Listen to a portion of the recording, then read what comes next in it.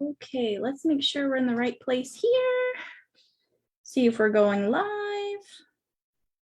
Oh, and we are live. All right, welcome everybody. We have a bunch of new members in the group, so I just want to introduce myself. My name is Gardner. I am a registered and licensed dietitian, and I'm in the process of becoming a certified lactation consultant. And if you're new to the group, just know that every Wednesday at 6 p.m. Eastern Daylight Time, we go live right here in the group to go to talk about topics that you guys are the most interested in. My goal with this group is to provide evidence-based resources for moms for free.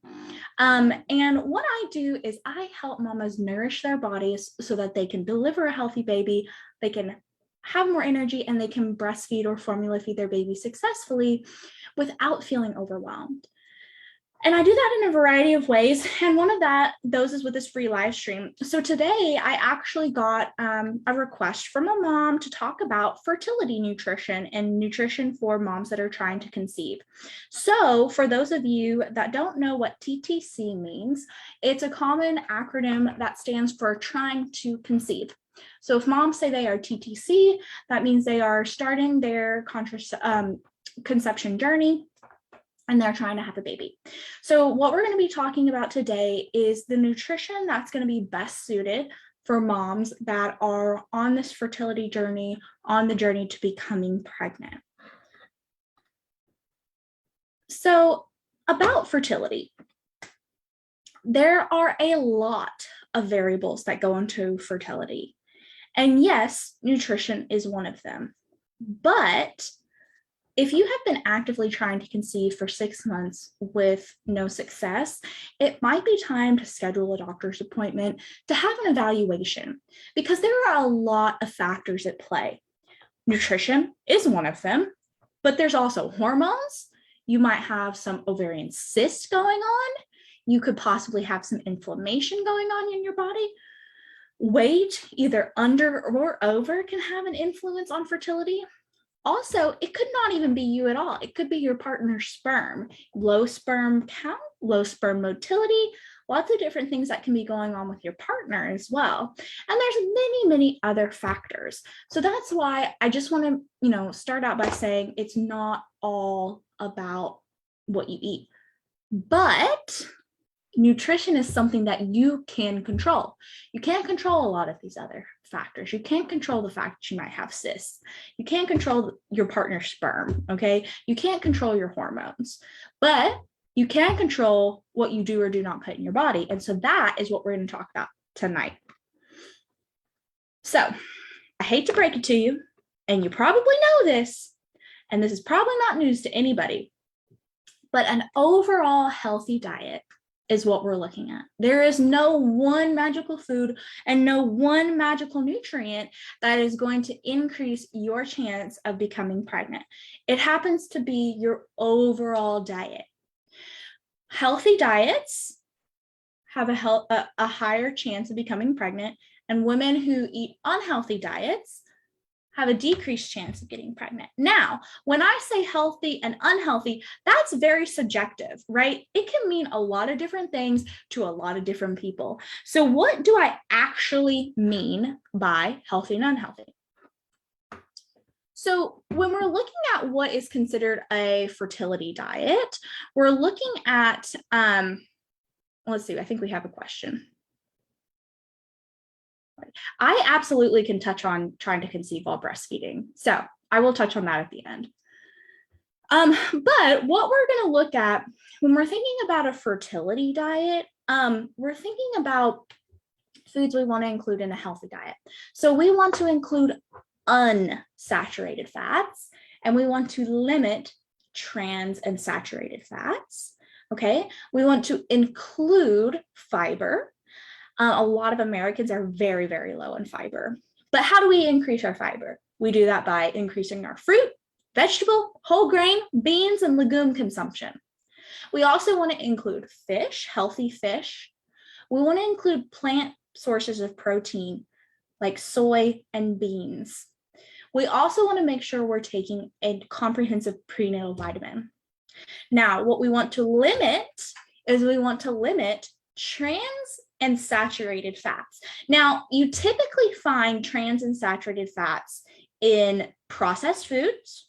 You typically find it in animal-based proteins, so that includes meat and high-fat dairy. You also want to limit added sugar, whether that be in the form of sugar-sweetened beverages or whether that be in the form of sweets, confections, things like that. We also want to limit refined grains and focus on whole grains. So in order to tell that, if you look on the back of a nutrition label, it'll say whole grain in the ingredients. Otherwise, it'll say enriched flour. That's typically how you know it's refined, just because they took the nutrients out of it and then they had to enrich it, which means had to put nutrients back in. But what happens with refined grains is you don't get that fiber.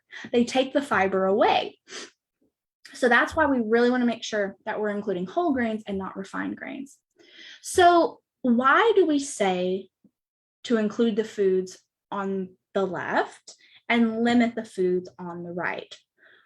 Well, there's two main reasons, and one is the anti-inflammation effect that the foods in the include column have. The foods in the limit column help lead to inflammation. And the foods in the include column have lots of micronutrients and phytochemicals. So what do micronutrients and phytochemicals have to do? Well, we know that micronutrients are things like vitamins and minerals. So we want to make sure that we're supplying our body with lots and lots of vitamin minerals from food, because we learn that just taking a pill is a great safety net. But when we have vitamins and minerals from food, it works so much more efficiently in our body because it works with all the other compounds in the food. Where if we take that single nutrient and put it in a pill, it's not going to have that same effect as if it's working with all the other things in the food. And that's called the synergistic effect of food. What about phytochemicals? Phytochemicals, we don't quite understand all of them, but it means plant, phyto, and chemical. So plant chemicals.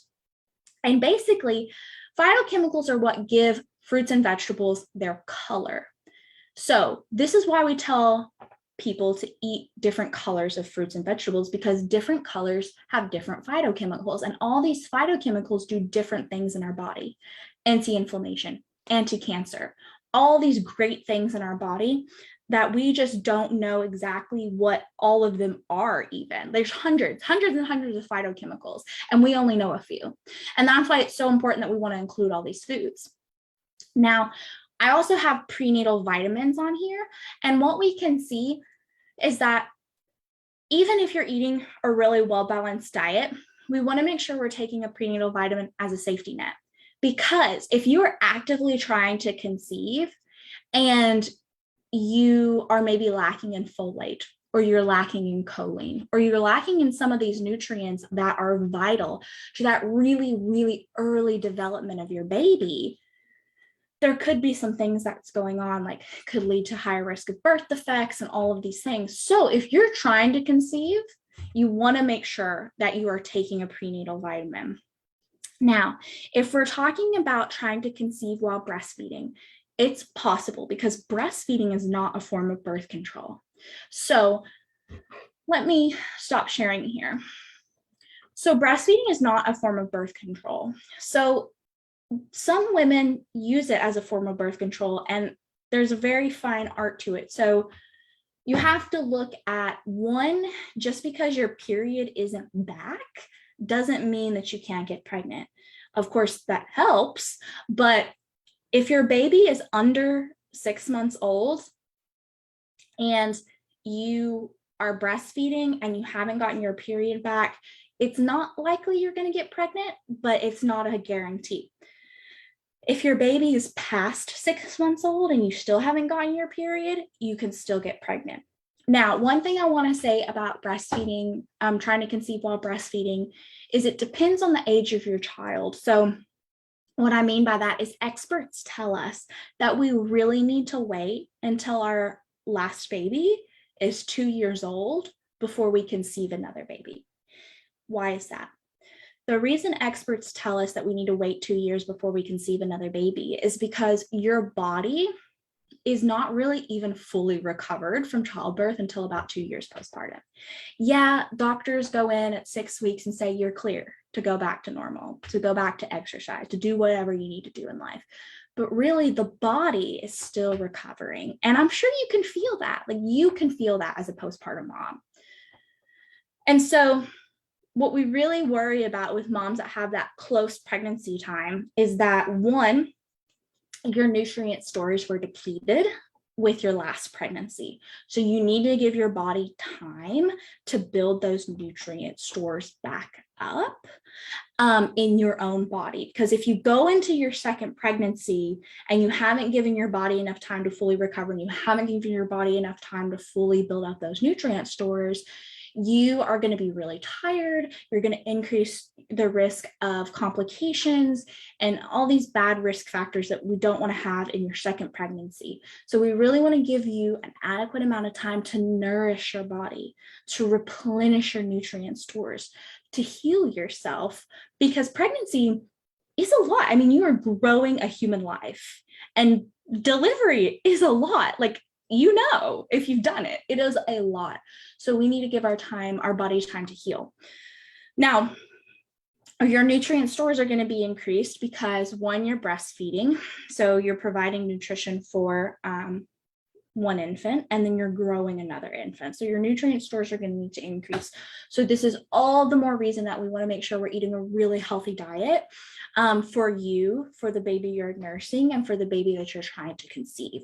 So there's even more reasons why we want to eat healthy when we're breastfeeding and trying to conceive.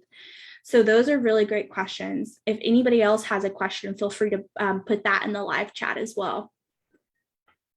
But if you're on with me right now and you're interested in taking, the next step and seeing what a plan specifically for you looks like, this is very general information. This is, here's what you need to eat, here's, what it looks like. But if you're wanting to know the how do I implement it in my lifestyle, for my body, for my needs, the next step is really to reach out to me. We can talk a little bit about your goals, what your current situation looks like, what your lifestyle is, and kind of help you to develop a plan of where to get you to that point of having a baby, and then nurturing that baby successfully until they're delivered, and then recovering successfully from childhood. So if that's something you're interested in, feel free to reach out to me. I'd be happy to chat. And I look forward to seeing each and every one of you next week. And remember, I had a request to do this topic this week. So if there's any topics that we have not covered and it's something that you're interested in, please let me know that as well, because I want to make sure that we're doing these live trainings on something that is valuable to members of the group. So again, if there's anything you guys want to see, any topics you want covered, let me know and we'll get those covered in the weekly live streams. One last thing, tomorrow at 7 p.m. Eastern time is going to be our breastfeeding what to expect class. So it's free to members of this group. It's going to be via Zoom. So there is a link at the top of the group for you to join the class, and you'll get the Zoom link. If you can't find it, message me. I'd be happy to send you the Zoom link as well. We're going to be going over a lot in an hour. It's going to be really jam-packed, but feel free to bring any questions that you have. Your supportive partners are welcome to come. We're going to be going over a lot. And this is for moms that have breastfed before, that have never breastfed, that aren't pregnant, but are curious about breastfeeding in the future after they do become pregnant. It's for all sorts of mamas. So that's going to be tomorrow. And I look forward to seeing you all then. Bye, mamas. Have a good week.